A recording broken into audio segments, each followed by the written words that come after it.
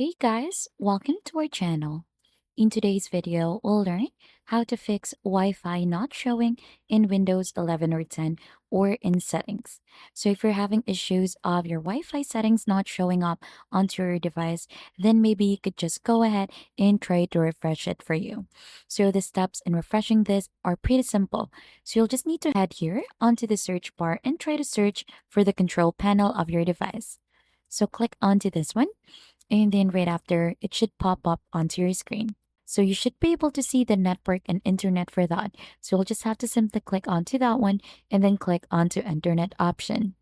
Now, once you're already in here, just head here onto the advanced, click onto this one, and then you'll just need to go ahead, restore the advanced settings. Click onto apply to go ahead and apply the changes. Then right after, just go ahead and head here onto your this PC of your device.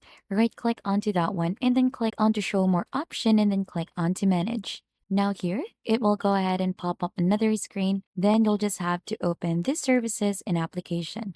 So you'll just need to click onto the services in here and then you need to scroll down or all the way down until you should be able to find it in here. WLAN auto config. So you'll just need to right click onto that, click onto the properties for this, and then here onto the startup type, this should be onto automatic.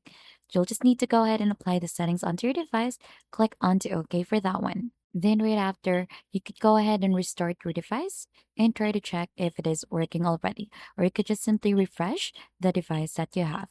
And that is just basically it onto how to fix Wi-Fi not showing in Windows 11 or 10 in your settings.